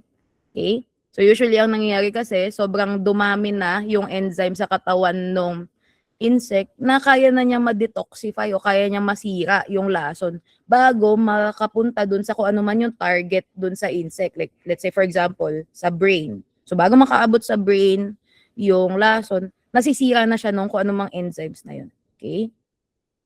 So, after spraying, so, syempre, magme-mate yung mga yan, magbe-breed yung mga yan. So, ano mangyayari? Ang resistance, napapasa from generation to the other. So, mamamana ngayon, nung next generation, itong resistance nung parents. Ayan, Happy Mother's Day. Okay. So, ano mangyayari? Spray. Mamamatay na ulit yung mga susceptible. So, hanggang sa natitira na lang yung mga resistant na individuals. Tapos, pag nag-breed, ayan, yung mga sumunod na generation, resistant na lang lahat. So, ano mangyayari? Hindi sila mapapatay. If, again, same pa din ng kind ng pesticide yung ginagamit mo. Okay? So, ang problem with this concept or this phenomenon, no? Ang hirap niya i-explain minsan sa ibang tao. Okay? So, kasi, bakit? Hindi naman sila nagpa-flash ng red pag ano eh, pag nasa field. Hindi naman sila like, paano mo malalaman kung resistant, 'di ba? Anong una mong iisipin pag hindi namamatay yung insekto? Ay, kulang lang ako sa lagay ng powder dun sa ano. Ay, baka ano, pag pinag-mix ko yung ano, dalawang beses mas effective, ganun. Hindi nila alam ang nangyayari na is ito, okay? Hindi naman nila kasalanan yun eh. Ang hirap, I mean, ako kunyari, hindi ko to alam. Hindi ako maniniwala diyan. Charot. Ayun, so, yun lang. Ang hirap niya i-explain. So, minsan, anong unang iisipin nung tao na gawin? 'Di ba? Dagdagan lang, ano. So, yun yung problem. Again, hindi nila yung fault. Kailangan lang talaga nating i-inform sila ng bongga. Ayun, kailangan maging maayos talaga yung research dito, yung extension dito, para mapaintindi sa kanila ng maayos itong nangyayari. Okay? Kasi meron naman ng ano eh, na-develop na way or strategy para ma-prevent to or at least ma-mitigate o medyo mababaan lang yung effect or medyo ma-delay lang yung resistance. Okay? Pero enroll muna kayo sa kulit. Di-discuss ko yun pag ano, sa lecture natin mismo sa Ento. Ayun. So again, answer for number 8 is letter C. Okay? Dalawa na lang guys. Yes. Bogs my number. Maglabas kayong calcio, mag-ano na kayo, maglabas na kayong papel, ng ballpen, kahit calculo niyo lang sa phone, okey lang 'yan. Wala namang square root dito, ayun. Ayan, so si Ariana Grande daw, wow, may farm si Ariana Grande. Wants to treat her 5-hectare field with an insecticide. So, the recommended rate for A pala yan, sorry. 32% emulsifiable concentrate, EC, is 2.1 kilogram AI per hectare. So, how many kilograms of the product is needed? So, is it A, 21.2, B, 32.81, C, 0.3, or D, 0.13? Oh, ang bilis mag-compute ng iba.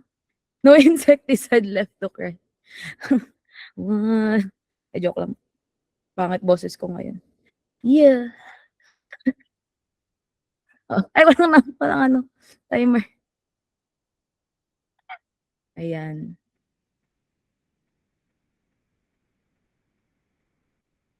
Okey. Maalam na sa ano, calculation, Ayun. So ito naman yung pinaka-ano, yung, kahit kalimutan niyo na yung ibang calculation, eh, 'wag niyo 'tong kakalimutan. Kasi at least nung time namin, eh, ito yung lumabas ng lumabas dun sa mga question. Okey, next tanong po. Hoy, hindi puwede, harapin natin yung takot natin, which is calculations. Kasi ito by the way, yung ibang lessons, I mean kahit nasa TOSM, medyo matatantya mo naman, eh, kung ano yung lalabas. Pero sure tayong may calculations, be, ayan. O basta may calculation, ayun. O bago ko i-reveal ang answer, ayan. So ito, compute the required pesticide in controlling plant pests, ganyan, boosh. Okay, so ito yung sinasabi kong wag niyong kakalimutan. So lagay niyo na sa notepad, screenshot niyo na, go. Amount of pesticide in kilograms, be mindful sa units kasi minsan may mga kailangan pa i-convert, okay? So, yun. Amount of pesticide in kilograms is equals to RR or the recommended rate, kung ano man yung want nilang ipagamit dun sa pakete, ganyan, or kung ano man lalagyan, in kilograms AI per hectare, times the area in hectares over percent AI of the pesticide. Okay, kung ano man, AI is active ingredient. Okay, hindi yan si Gemini or si ChatGPT. Ayun. So, ayan na nga, si Ariana Grande. Charot. Ayan. So, wants to treat her farm. Ayan. So, para hindi ma-intimidate sa question, no? Nung tinuturo sa grade 1 or grade 3 ba yun? O basta sa math, no, elementary, ilalista ang given. Okay? So, Bogs, ayan. Ilista niyo yung values. Kasi minsan pag binabalikan mo siya sa, kunyari, nag-check ka na ng questions, baka malito-lito ka na kung ano yung mga value dun eh. So, pag nakabukod na kasi, mas mabilis na lang tingnan. Okay? Tapos mas mabilis mo pa siyang masa-substitute dun sa formula. Ayan. So, ano yung recommended rate natin? So, it is, ay, ba't nawala? Ay, sorry. Hindi ko pala na-delete yun. Ayan. So, ayan. So, recommended rate is 2.1 kilogram AI per hectare.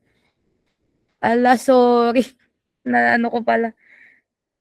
Mali ang gawa ko ng ano, ng animation. Sorry. Ayan. So, area is 5 hectares. 'Di ba? Ang galing. Ayan. Tapos, 32% yung emulsifiable concentrate. Ayan. Ano ba yan? Ano nangyayari? Ayan. Sorry. Ayan. So, dun sa values, so si 32%, hindi pa siya naka-whole value. Okay? So, i-divide muna natin siya sa 100 para maging whole number. Okay? So, oh my God, I'm so sorry. Ayan, Ariana Grande pa. Ayan, so magiging 0.32 siya. Okay? Tensya na. Ayan, so ano na gagawin? Ayan, okay na. Okay, so isa-substitute natin dun sa formula. Okay, so again, RR times area over percent A. Mabilis lang naman yung kabisaduhin. RAA or RAA. RAA. Ayan. Wala, ba't ganun? O basta isa-substitute nyo. Bakit ganun? Anyway, so ang gagawin, 2.1 kilogram AI per hectare times 5 hectares over 0.32. O, compute nyo. Pag yung mga hindi pa nag-compute. So, naka-animation na to kaya ganito. Hala, sorry. Hindi ko na off. Ano ba yan? Anyway. Okay. So, ayan, magiging 32.8. Ano ba yan? Hindi ako mother doon. Pasensya na. So, 32.81 or, oh my God. Ay, sorry. Yes. God is a woman. Oh, letter B. Letter B ang answer. 32.81 kilograms. Okay. Oh, last question na. Diyos ko. Ayan. So, dahil 50% ang integrated pest management. O, binonggahan ko ang content niyan ba? Ang lakas pala maka-YouTube, ano. Ang lakas maka-YouTube recommendation nung ginagawa ko. Ngayon ko lang na-realize. Anyway, so ayun. Dami ko di-discuss dyan. Lahat ng methods, yung calculation, yung mga principles ng IPM, bugs, andyan yan lahat. Okay. Oh, last na. Question number 10. So, si Tita Rubes daw wants to manage the eggplant fruit and shoot borer or EFSB infesting her eggplants. Ayan. So, kung nanonood ka man, Tita Rubes, Happy Mother's Day sa'yo. siya yung technician namin here sa lab. Ayan. So, Paulette, the IPM technician, recommends planting BT eggplants. So, to prevent insect resistance, what crucial strategy must Tita Rubes also implement? So, is it A, spray the BT eggplant with a high dose of insecticide? B, plant a refuge near the BT eggplant? C, water the BT eggplant more frequently than the non-BT varieties? Or letter D, use only organic fertilizers on the BT eggplant? Yun. Andito ka. Andito ka. Ay, sorry. May nilagay sa ano. Mga ginamit na tao sa problem.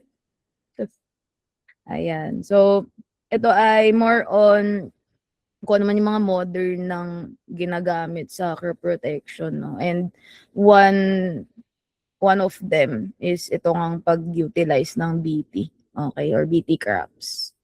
Yan. Anong gagawin para, ano yung need gawin actually, need siyang gawin para ma-prevent yung insect resistance on BT para ituloy niya yung plantation ng BT eggplants. Okay, BT talong, ganon.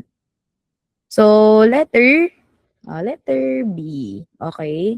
So, most of you got it correct naman. So, ito naman ay under na pagdetermine ng advances in biotechnology in crop protection. Particularly, ayan nga, GM crops, BT technology, and then management ng resistance.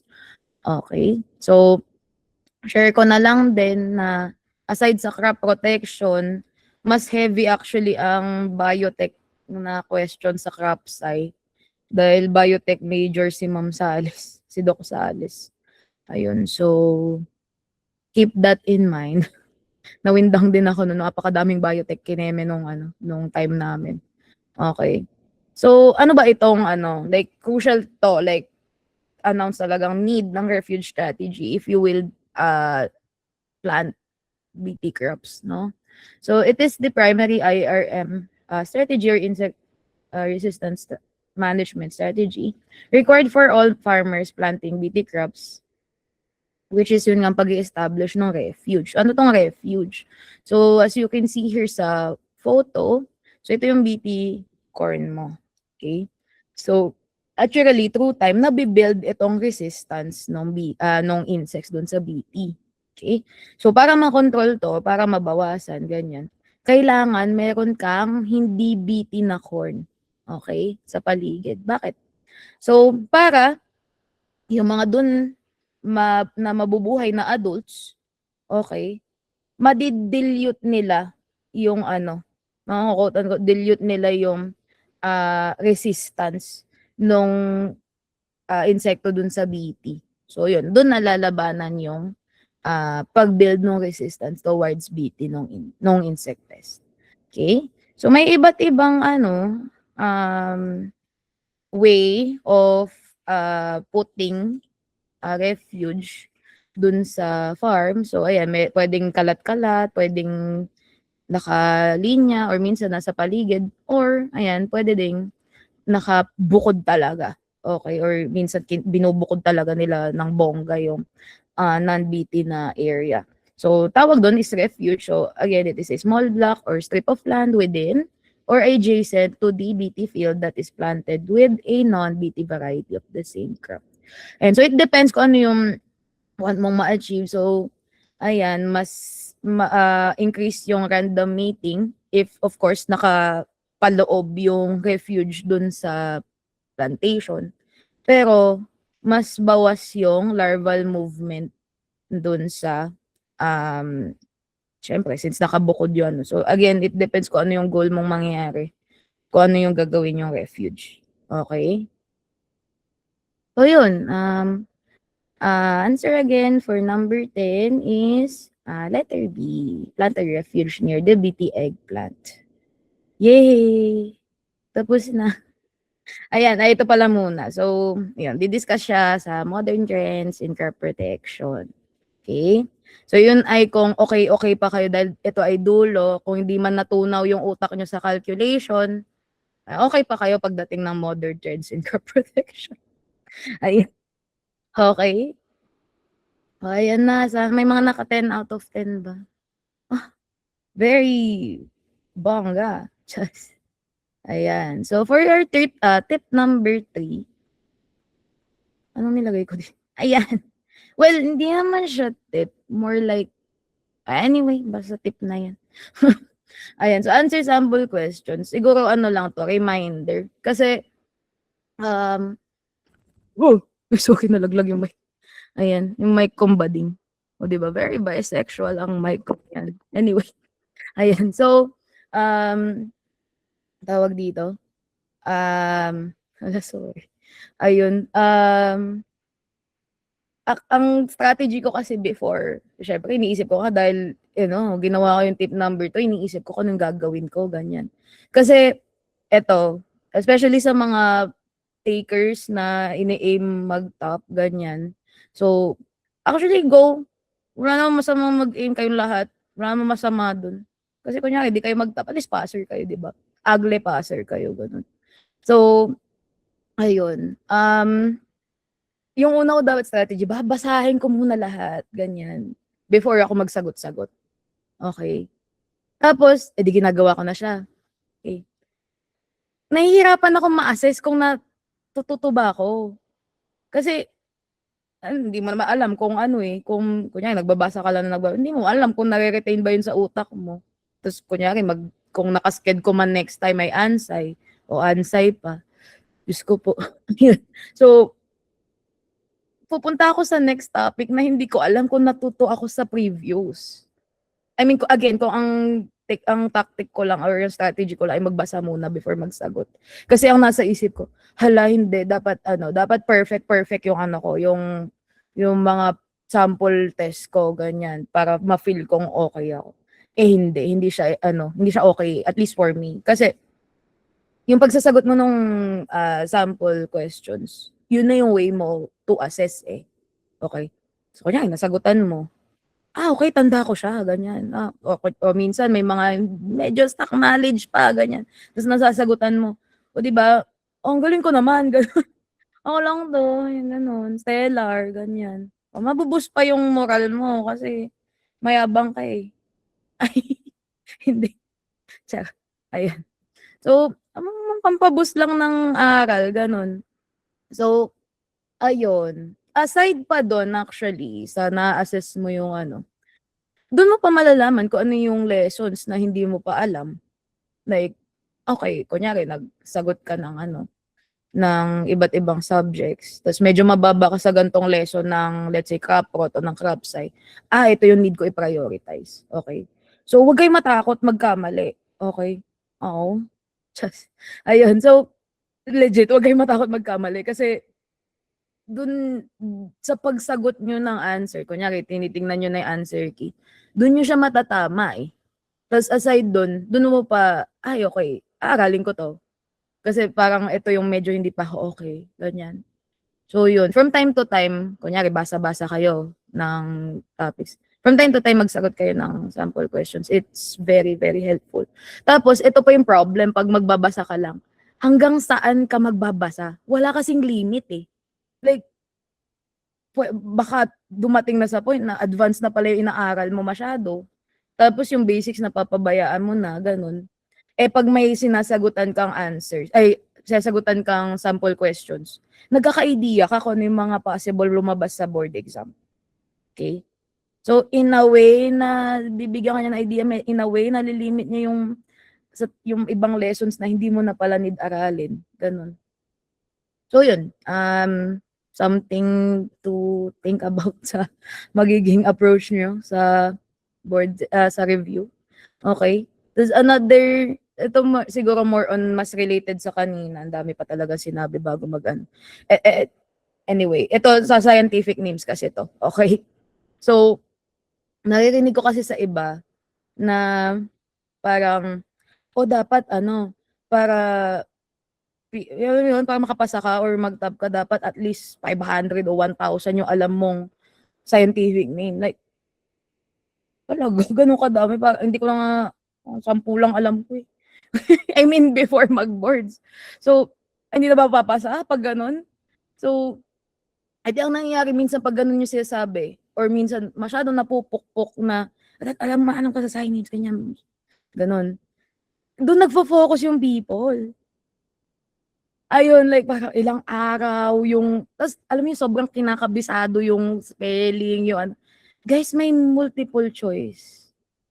Ayun, so, I mean, just a reminder lang na may multiple choice. So, kahit pasadahan mo lang siya ng ano, yung kahit di mo siya kabisaduhin ng bongga yung spelling, walang problema. Tapos pagdating sa exam, familiar lang siya. Charot, hindi mo na matandaan na yung ano, minsan nga yung tinatandaan ko lang yung mga first 2 syllables ta's okey na yun o yung first syllable nung genus tsaka nung specific epithet, eh. Ayun, yun lang natatandaan ko.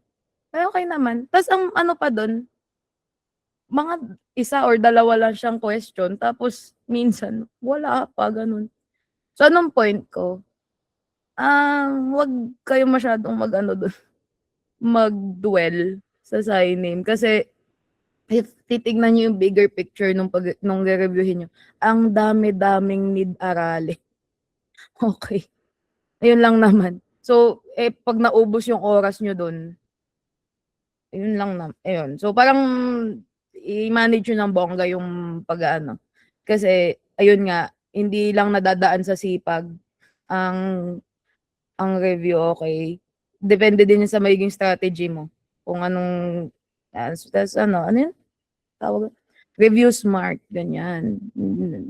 So, yun lang naman. Um, Ayan pala, may picture pala akong nilagay. So, may mga booklet. Paki-note yung sa ano, yung sa UPLB. Ayan. Pero marami ding ano, questionnaires yung sa ibang schools, sa SUCs. Um, so puwede niyong sagutan yun. Maganda naman yung mga pagpraktisan, ganyan. Tapos, puwedeng online or ano, actually puwede din kayong mag-follow ng mga Facebook page na or mga Facebook group, sali kayo ng mga randomly nagbibigay ng questions na related sa Agle, gano'n. Ang baduy talaga. Anyway, ayun. So, pero siyempre sa'min sa URC, tatanong-tanungin din namin kayo. Magpapa-quiz kami, may mga sample question din kami, gano'n. Tapos ituturo pa namin. O kaya mag-enroll na kayo. Pangilang beses na. Ayan, oh, 'di ba? So, hindi ka nalugi ito pala, ang dami ko palang nilagay tapos yung sa sample calculation kanina hindi ko inaayos. Ayan. So, fun fact lang for Mother's Day. Um, so, ayan, earwigs under ng Order Dermaptera. Alam niyo bang very mother yang mga 'yan? I mean, hindi lang naman sila, pero isa sila sa pinakakilalang mother, like mother na insects, 'no? Kasi so, ayan, hindi nila iniiwan agad yung brood nila o yung mga egg nila. So, pag nag-hatch pa yan, hindi pa nila yan ano, papabayaan agad like pwedeng bantayan niya kumain or minsan dinadala niya pa nga ng food, ganyan. So, ayun, very mais there, ganyan. Pero hindi ko talaga bet yun. Ay, sorry. Ewan ko, basta may ganyang ano, nakikiano lang ako eh. Di ba meron yung ano, yung millennial tas Gen Z na ganon. O, alam niyo na kung saan ako dun kasi hindi ako natutuwa dito. So, ni-reveal. Ay, eh ako na yung ano, yung matandang ano na, ano ba yan? Ganun, naiirita sa mga, charot. Anyway, next na natin. Ayun lang and yes. May questions kayo. I want, yung sa live, baka hindi ko na masagot kasi hindi siya naglo-load sa end ko. Baka replyan ko na lang kayo sa comments kung may question kayo. Pero dito, wala, hindi ko rin alam. May questions ba kayo? Wala na lang pala. Hindi, pero baka meron. Sige, lapag nyo lang dyan. Kailan, ayan, hala. Kailan nga? Parang sa May, August? Tama ba? Hindi alam. Pero most probably August ang start ng face-to-face review sa mga magfe-face-to-face review para masilayan niyo ang aking tama na. Charot. Ayan. So, ayun, manifest lang guys. Final hanashi lang. Manifest at syempre mag-aral din nun. Hindi naman madadaan yan sa manifest lang. Okay. So, syempre pray kung naniniwala man kayo dyan. Baka kasi may hindi. So, very, very grateful din ako nun kay anon dati kasi feeling ko may mga lumabas sa questions na may divine intervention. Yung mga biglaan ko lang, parang naisip aralin one day before the board exam. Ganun. 1 point din yun, 2 points din yun, ganun. And of course, good luck at galingan, future registered agriculturist ng bayan. And hope to see you soon, guys. Ba may mga mag-e-enroll ng face-to-face dyan. Tapos wag niyong kakalimutan yung 2026 ha. Dapat may taon para this year talaga na bugs, ganon. Okay? So, yun lang. Again, Happy Mother's Day po ulit. Kasi sabi nga ng mama nyo, tita na lang ang itawag ko sa'yo. O sa kanya. Wala, yun lang kabisa. Ayun. So, thank you so much. Ay, magbabasa na lang ako ng future ugly person. Future ugly passer. Yes. Oh my God, claiming it. Ayan, thank you. Thank you guys. Ayan, may mga nagko-comment sa ano. Sana ay maging okay. Wag tama. Dapat slay lang tayo lagi. Ha? Okay. Magpi-picture ba? Hindi ko alam. Nag-picture ba kayo kahapon? Ano ko na to. Sa sharing ko na. Ayan. Laki po. Wait lang. Ayan, ayan. Paki-unpin po ako. Hello. Ayan. So thank you very much, Ms. Rio Anjan, for the very informative and engaging lecture. And of course, thank you to our participants for joining us tonight. Ayan. So sana nag-enjoy kayo sa ating lecture at marami kayong natutunan. Unfortunately, hindi tayo nakapag-photo op kahapon. Sorry po, Sir Marjon. So today, we are kindly requesting everyone to please open your cameras for a quick photo op. Ayan. So kung kaya pong mag-open ng cam, pa-open na lang po. Thank you. Hi guys! Ay, kamusta naman dyan sa Dubai? Charot. Ayan. Kinilig. Ay. Go Ivy, kaya mo na yan.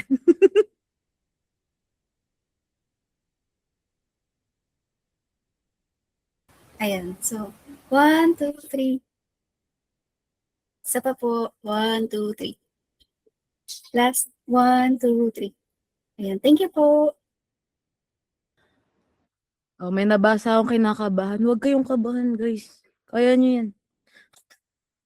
Ano lang yan? Ay, di ko alam. Pero nung dumating na kasi ako sa test center, di na ako kabado eh. Mayabang. Hindi mawawala siya naturally. Or ewan, baka wala pa kasi ako tulog. Yun pala ang ano, drive.